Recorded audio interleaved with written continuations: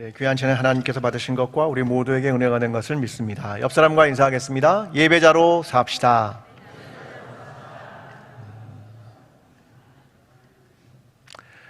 네, 오늘은 나와 공동체 9번째 시간 여리고성이냐 아이성이냐라는 제목으로 하나님 말씀을 나누겠습니다. 오늘은 여러분과 함께 전쟁에 대한 이야기를 나눌 텐데요, 우리가 살아가는 시대가 전쟁과 전쟁이 있는 시대이기 때문입니다. 기독교의 유명한 전쟁이라고 말하면 십자군 전쟁을 빼놓을 수 없습니다. 여러분, 십자군 전쟁에 대해 들어보셨습니까? 네, 다 아시는 겁니다. 서방 기독교가 예루살렘을 탈환하기 위한 목적을 가지고 일으킨 전쟁이 십자군 전쟁입니다. 그런데 십자군 전쟁 중에 가장 유명한 전쟁은 제4차 십자군 전쟁입니다. 1202년부터 1204년까지 있었던 이 전쟁이 가장 유명한 전쟁입니다. 이 4차 십자군 전쟁은 예루살렘을 탈환하는 것을 목적으로 하지 않고 그들은 이집트를 공격하는 것을 목적으로 했습니다. 이슬람의 맹주가 이집트였기 때문에 그렇습니다. 그런데 이 전쟁은 신앙적 동기로 시작했다가 점점 세속적 동기로, 경제적 동기로 변질되기 시작합니다. 그들은 십자군 전쟁을 위하여 집결지를 베니스로 정했습니다. 항구 도시죠. 그런데 집결지에 모인 사람은 전체 생각했던 것보다 20%밖에 되지 않았습니다. 그런데 문제는 항구다 보니까 배를 타고 가야 하고 배에 대한 삭스를 내야 하는 문제가 생겼습니다. 베네치아의 알렉시오스 4세는 십자군을 꼬드기기 시작합니다. 자기의 왕위를 되찾기 위해서 십자군이 도와주면 배삭을 받지 않겠다, 이렇게 제안을 하기 시작합니다. 그래서 자신의 왕위를 위해 차라라고 하는 도시를 공격하여 승리하게 됩니다. 그런데 차라라는 도시는 기독교 도시입니다. 십자군이 기독교 도시를 공격했다. 왕위와 권력을 위해. 이것이 첫 번째 사건입니다. 그 이후에 알렉시오스는 이렇게 말합니다. 십자군이 이제 이집트를 가야 하는데 돈이 없지 않느냐. 내가 기사도 제공하고 원정 비용도 될 테니까 이번에는 콘스탄티노플을 공격하자. 만약 콘스탄티노플을 손에 넣으면 이 동방 기독교의 핵심이었던, 동로마의 핵심 도시였던 콘스탄티노플을 점령하면 서방 교회인 로마 가톨릭의 관할로 만들어주겠다. 그런 엄청난 제안을 합니다. 사실은 그 뒤에 숨겨진 속셈이 있었습니다. 베네치아는 최고의 무역항이었던 콘스탄티노플을 손에 넣고 싶었습니다. 명분은 그랬습니다. 이 동로마를 서로마, 서부에 있는 서방 기독교에게 넘겨주겠다. 결국 그들은 서방 기독교와 동방 기독교, 이 둘 사이의 갈등처럼 비춰집니다. 서방 기독교는 동방 기독교의 상징과 같았던 콘스탄티노플을 공격하고 점령합니다.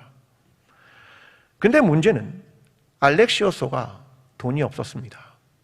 줄 돈이 그에겐 없었습니다. 그러자 그가 결정한 것이 있었습니다. 3일 동안 십자군이 콘스탄티노플을 마음대로 약탈하고 여성들을 강간할 수 있는 3일간의 기회를 십자군에게 주었습니다. 십자군은 콘스탄티노플을 3일 동안 마음대로 약탈하고 여인들을 강간합니다. 십자군이 동방 기독교의 핵심이었던 콘스탄티노플을 유린한 겁니다. 오스만 투르크, 이방이 왔을 때도 그러지 않았던 일들을 서방 기독교의 십자군이 행하고 있었습니다. 서방 기독교가 동방 기독교 행했던 가장 추악한 전쟁, 그것이 바로 십자군 제4차 전쟁이었습니다. 이로써 서방교회와 동방교회는 갈라서게 됩니다. 표면적으로는 예루살렘 탈환이라는 명분을 가진 십자군이었지만 실제는 권력과 돈이 결부되면서 사륙과 약탈로 이어지는 가장 추악한 전쟁, 그것이 제4차 십자군 전쟁입니다. 이것이 오늘 기독교의 역사입니다. 오늘 우리는 여호수아서에서 두 개의 전쟁을 다루게 됩니다. 가나안 땅에 들어간 이후에 벌어진 두 개의 전쟁. 첫 번째는 그들이 여리고성을 점령하는 것이었고, 두 번째는 아이성 전투였습니다.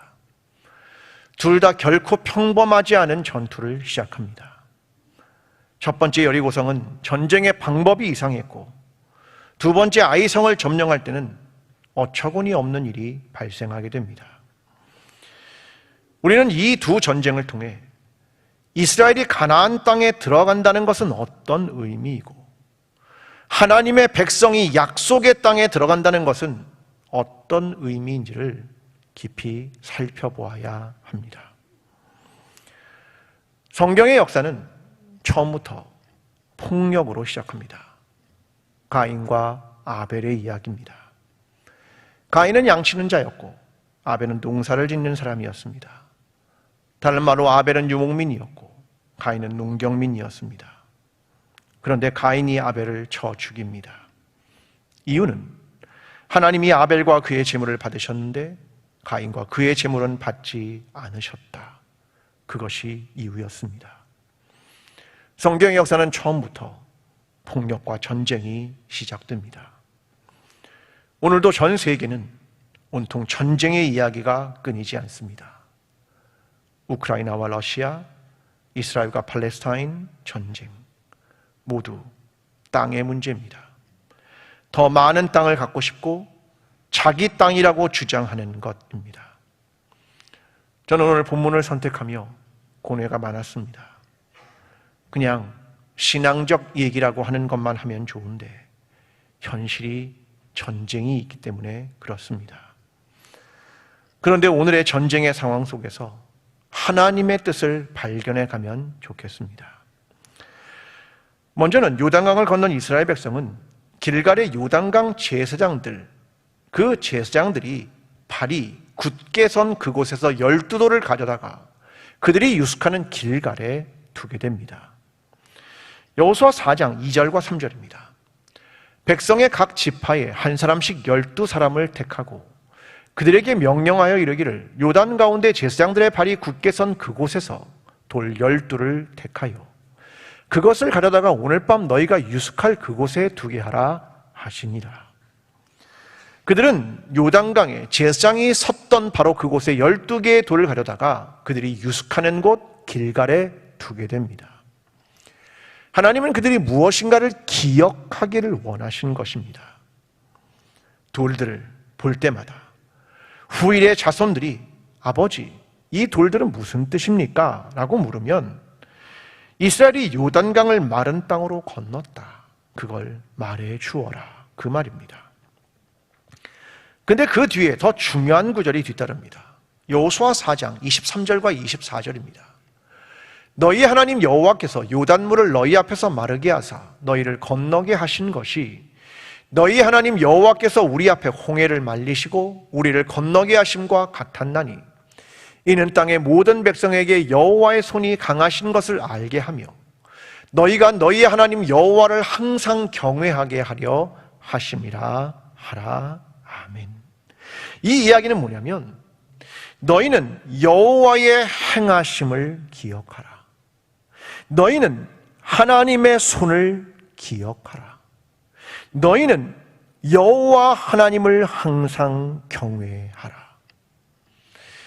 이 말을 다른 말로 바꾸면 이런 말입니다. 너희는 과거에 있었던 하나님께서 행하신 일, 그것을 기억하는 것은 무엇을 위한 거냐면 여호와를 경외하는 것을 잊지 말아라. 너희가 과거에 하나님의 행하신 일을 기억하는 것은 현재의 너희의 신앙과 미래의 삶에 역사하실 하나님이 있다는 것을 믿는 것이며, 너희의 과거에 하나님의 행하신 일, 그를 통하여 하나님 경외하는 것을 잊지 말아라. 그것을 말씀하시는 겁니다. 결국 그들은 그곳에서 할례를 행하고 하나님의 백성의 표징을 갖게 됩니다. 신앙이란 과거를 기억하며 현재를 살아가는 겁니다. 오늘 우리가 여호수아를 다루는 것은, 이 구약의 이야기를 다루는 것은 지금으로부터 3750년 전의 일을 다루고 있는 겁니다. 예수 그리스도의 일을 말하는 것은 지금으로부터 2000년 전의 일을 말하는 겁니다. 왜 우리가 그토록 오래된 이야기를 다루냐면, 그걸 통해서 오늘을 어떻게 살아가고 어떻게 변화될 것인가, 그것 때문입니다. 그런데 기억해야 할 핵심은 뭐냐면, 그때의 사건과 그때의 일이 아닙니다. 우리가 그 오래된 일을 통하여 무엇을 나누고 싶냐면, 하나님은 어떤 하나님이냐, 그겁니다. 하나님은 어떤 하나님이냐면, 자기 백성을 노예로부터 이끌어 자유의 땅으로 인도하시는 하나님입니다. 그 하나님은 어떤 하나님이냐면, 고통을 당하는 자의 부르짖음을 들으시고 구원하시는 하나님입니다. 그 하나님은 어떤 하나님이냐면, 구원하기 위해 바다를 가르시고 강을 나누어 길을 내시며 마른 땅을 걷게 하시는 하나님이십니다.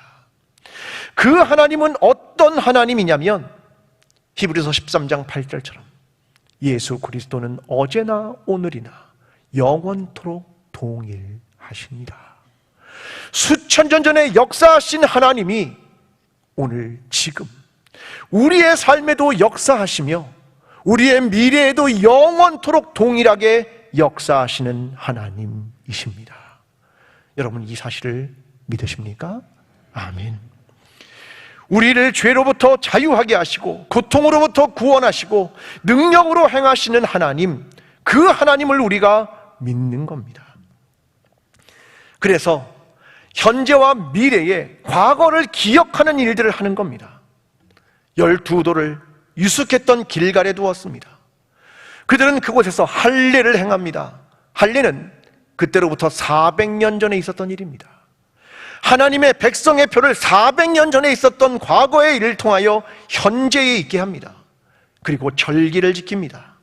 여호수아 5장 10절, 또 이스라엘 자손들이 길갈에 진쳤고 그 달 14일 저녁에는 여리고 평지에서 유월절을 지켰으며, 자기 세대가 아니라 부모 세대가 40년 전에 있었던 일을 다시 절기로 시키는 겁니다. 그렇게 하나님을 기억하고 하나님을 경외하는 것을 그들이 배워가는 겁니다. 그렇게 광야의 만나는 그리고 나서 그쳤습니다. 사랑하는 성도 여러분, 우리는 하나님의 백성임을 잊지 마십시오. 하나님께서 우리를 구원하신 사건을 잊지 마십시오. 하나님께서 우리의 하나님이심을 잊지 마십시오. 무엇보다 하나님을 경외하는 것을 잊지 마십시오. 우리가 그것을 잊는다면 오늘 여기에 삶이 흔들리게 될 것이고 우리는 엉뚱한 길로 가게 될 것입니다. 그 길갈에 그들은 처음으로 성막을 세우고 그 길갈에 그 돌을 쌓아 놓았습니다. 그런데 호세아 12장 11절을 이렇게 기록합니다.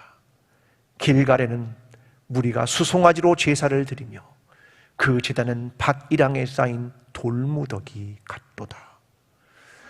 그 역사의 현장, 그 요단강을 갈랐다고 하는 역사의 현장에 길이 담을 무더기들이 그냥 밭이랑의 돌무더기처럼 버려졌다. 그걸 말하는 겁니다. 여러분, 우리가 기억해야 될 건 과거가 아닙니다. 우리가 기억해야 될 건 우리의 승리의 경험과 우리의 과거의 놀라운 일들을 행했던 그것이 아닙니다. 정말로 기억해야 할 건 하나님, 그 과거의 하나님, 그리고 행하신 하나님, 그것을 이루신 하나님을 경외하는 것을 잊으면 안 되는 겁니다. 그러므로 오늘 저와 여러분의 삶이 우리의 과거 속에 역사하신 그 하나님을 경외하며 그 하나님을 붙들며 오늘 여기에 우리의 신앙이 든든하게 세워지는 저와 여러분의 신앙이 되기를 간절히 기도합니다. 드디어 가나안엔 첫 번째 전쟁이 시작됩니다. 여리고성의 전쟁입니다. 모두가 두렵고 떨리는 시간입니다. 여리고성은 굳게 닫혔고 출입하는 자가 없었습니다. 이스라엘도 여리고도 정막이 감도는 전쟁 이전의 초긴장 상태입니다. 드디어 하나님의 말씀이 시작됩니다. 여호수아 6장 2절과 3절. 여호와께서 여호수아에게 이르시되 보라 내가 여리고와 그 왕과 용사들을 내 손에 넘겨주었으니 너희 모든 군사는 그 성을 둘러 성 주위를 매일 한 번씩 돌되 엿새 동안을 그리하라. 하나님은 결론부터 얘기합니다. 내가 여리고와 그 왕과 용사를 내 손에 주었다. 약속입니다. 넌 결론으로 그걸 얻을 거야. 그렇게 이야기를 한 다음에 방법을 시작합니다. 하루에 한 번씩 모든 군사가 여리고성을 돌아라. 그때 너희는 침묵하여라. 그 얘기입니다. 이어서 6장 5절에 이렇게 말합니다. 제사장들이 양각 나팔을 길게 불어 그 나팔 소리가 너희에게 들릴 때에는 백성은 다 큰 소리로 외쳐 부를 것이다. 그리하면 그 성벽이 무너져 내리리니 백성은 각기 앞으로 올라갈지니라 하시매. 이번에는 7자늘의 7바퀴를 돈 다음에 제사장들이 양각 나팔을 불면 백성은 외치라. 그러면 성벽이 무너질 것이다. 특이한 전쟁의 방식입니다.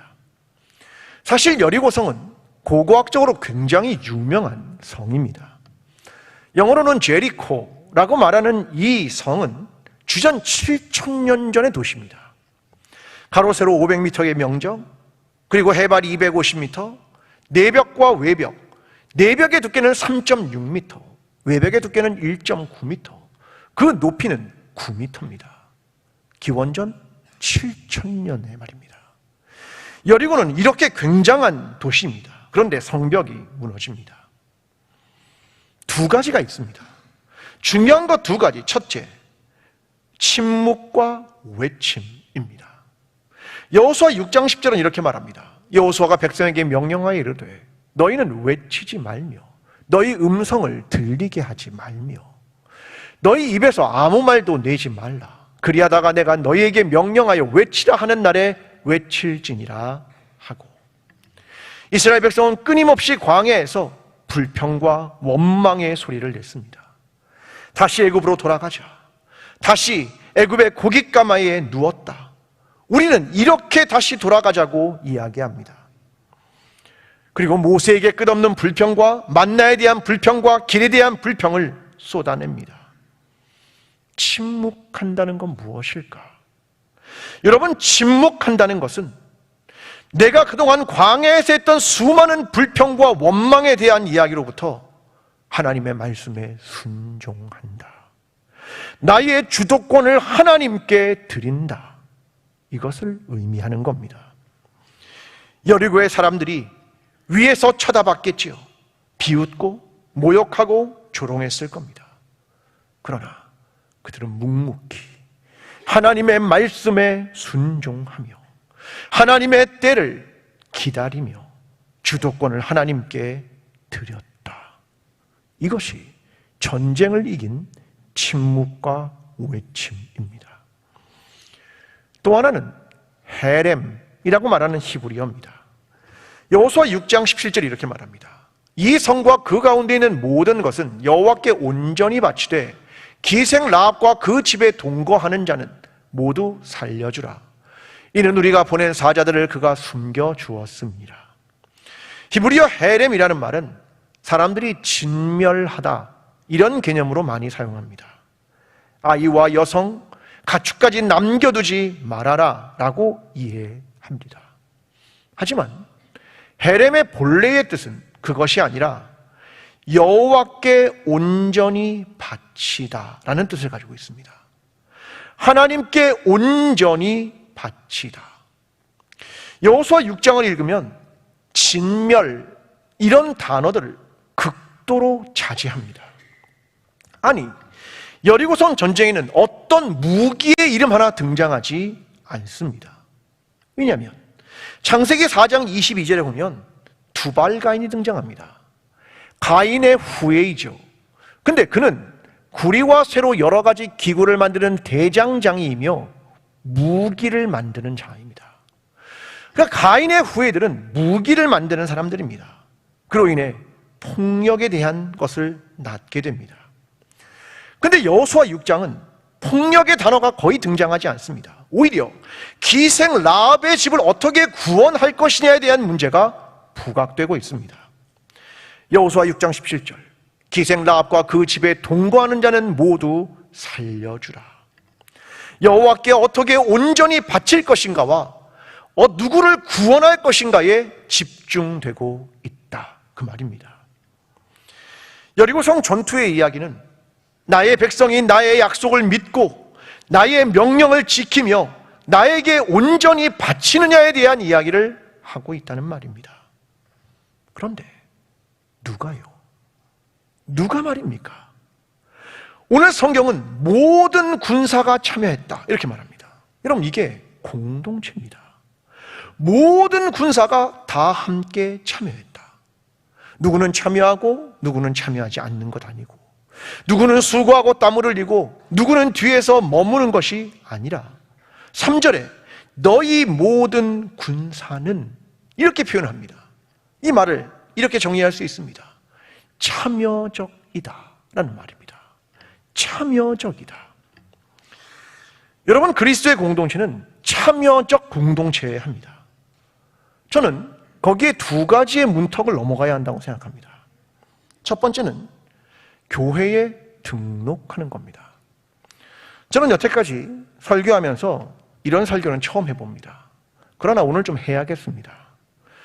교회에 등록한다는 건 부담스러운 일입니다. 조용히 왔다가 조용히 가고 싶으시죠? 여러분, 우리 교회에는 등록하지 않고 교회를 오시는 분들이 생각보다 많습니다. 오늘도 이 자리에 계시겠지요. 제가 처음으로 권면하겠습니다. 여러분, 등록하십시오. 찔리시는 분이 계시겠죠? 참여적이라는 말의 첫걸음입니다. 그게 공동체가 되어가는 첫걸음이기 때문에 그런 겁니다. 여러분, 그게 중요합니다.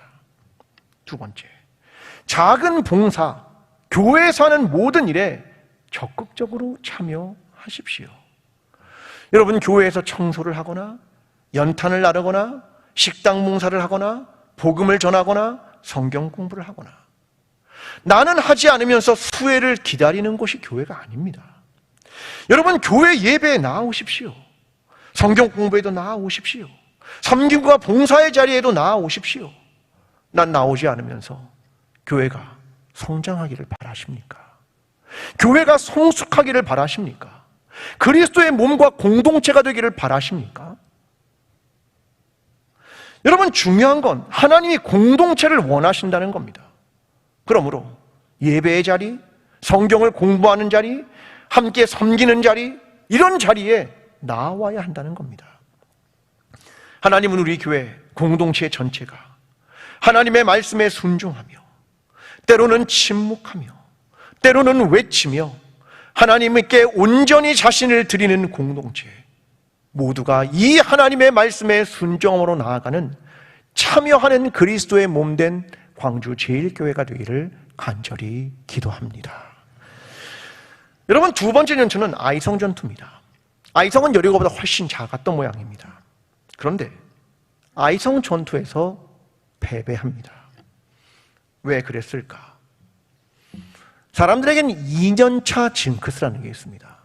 소포모 징크스라고도 부릅니다. 아마 운동선수들이 많이 경험하는 거죠.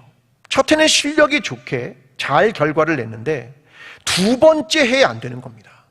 이걸 2년차 징크스 이렇게 말하는 겁니다. 과도한 자신감, 높은 기대치의 충족. 사람들은 이것을 평균 회귀라는 말을 씁니다.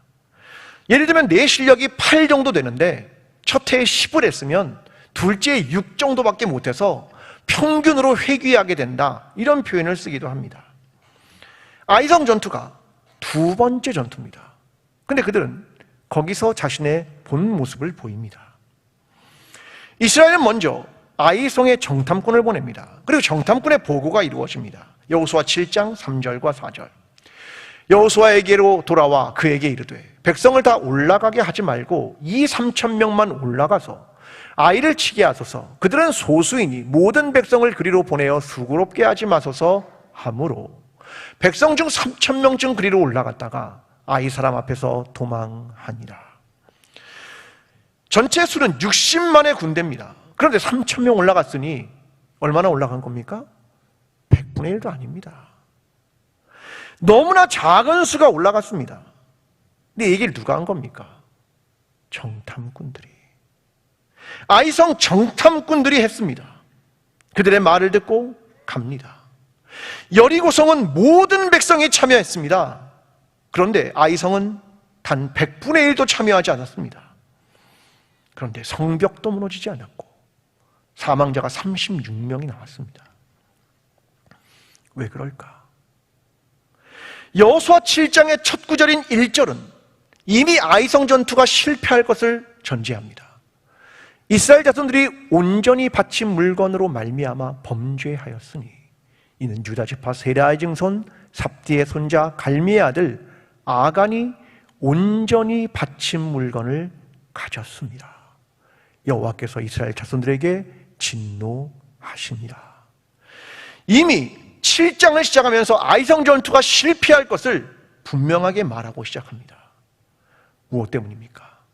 온전히 바치지를 실패했다. 몇 사람이요? 몇 사람이 실패했습니까? 하나입니다. 한 사람, 아간. 그의 탐욕은 이스라엘 전체의 실패를 낳게 합니다. 아간은 시날산의 아름다운 외투 한 벌과 은 200세겔과 50세겔의 금덩이에 탐욕을 부렸습니다. 한 사람이 전체 공동체를 어렵게 했다. 우리는 생각합니다. 한 사람쯤이야. 한 사람이 공동체 전체에 영향을 줄 수 있는가? 성경은 말합니다. 나 한 사람의 신앙, 나 한 사람의 언어, 나 한 사람의 행동, 나 한 사람의 결정이 교회 전체와 관련된다. 한 사람이 공동체이고 공동체가 한 사람이다. 성경은 그러므로 공동체와 한 사람을 동일시합니다. 공동체는 한 사람의 아픔이 모두의 아픔이 되어야 하고 모두의 아픔이 한 사람의 아픔으로 다가와야 한다. 그러므로 그 한 사람이 주의해야 하고 그 한 사람이 경건해야 하고 그 한 사람이 어떻게 서는가가 중요하다는 이야기를 하고 있는 겁니다. 아브라함 요수아 헬셀은 이렇게 말합니다. 이것은 단순히 아간 한 사람의 죄악이 아니라 그 시대를 반영하는 것이다. 그 시대의 사람들 안에 있는 탐욕을 보여주는 것이다. 거기에 있었던 이스라엘 백성 모두는 탐욕이 있었다. 그런데 아간이 그걸 드러냈다. 그 말입니다. 우리는 생각합니다. 우리는 다른가? 아니요. 다르지 않을 겁니다. 지금 이 아이성의 전쟁에는 여호와의 전쟁인데 하나님의 말씀과 명령은 사라지고 정탐꾼의 의견이 반영됩니다. 여호와의 전쟁인데 하나님의 이름은 사라지고 아간의 이름이 등장합니다. 하나님의 전쟁인데 온전히 드림은 사라지고 순종은 사라지고 탐욕이라는 죄악이 시작됩니다. 이 전쟁이 패배하게 됩니다. 그리고 등장하는 단어들, 7장을 뒤덮는 단어들, 쳐 죽였다, 칼날로 죽였다, 탈취했다, 이런 단어들이 등장하기 시작합니다. 공동체 안의 폭력성의 등장, 한 사람으로부터 시작하여 공동체의 폭력성이 등장합니다. 여리고성 전투는 믿음과 순종의 문제를, 아이성 전투는 탐욕과 폭력의 문제를 다룹니다. 여리고성 전투는 공동체의 참여와 하나님께 온전히 드리는 헌신, 아이성의 전투는 개인의 참여과 공동체의 실패입니다. 우리 앞엔 늘 두 개의 길이 있습니다. 선택은 우리의 몫입니다. 여러분, 어떤 공동체를 꿈꾸십니까?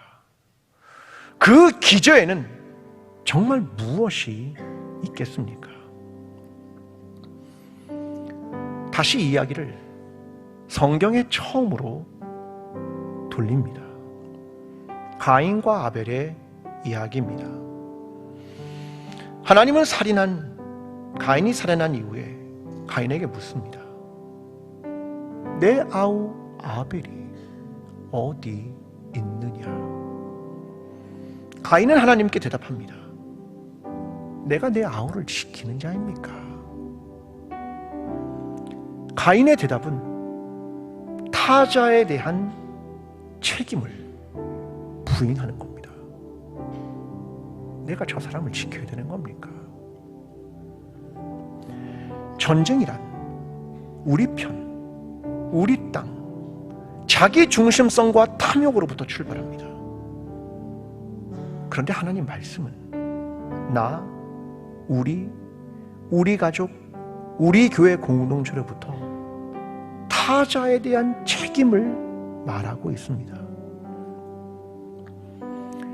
기독교인들은 어떻습니까? 여기서 자유로울 수 있습니까?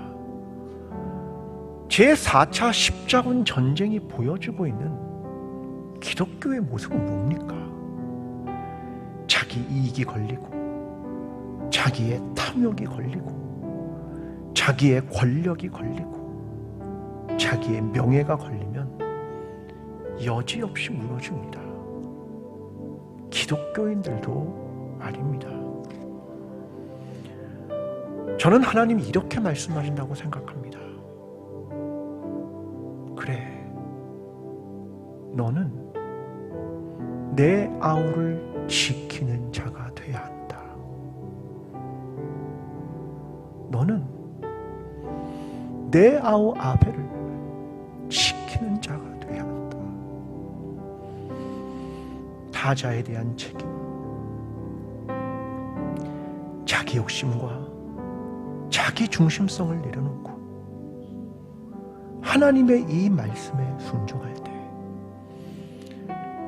전쟁은 사라지고 평화가 찾아올 겁니다. 하나님께서 우리의 공동체와 함께 하시기를, 그리고 이 땅에 전쟁이 있는 나라들 가운데 역사하셔서 평화의 시간이 찾아오게 되기를 간절히 축원합니다. 기도하겠습니다.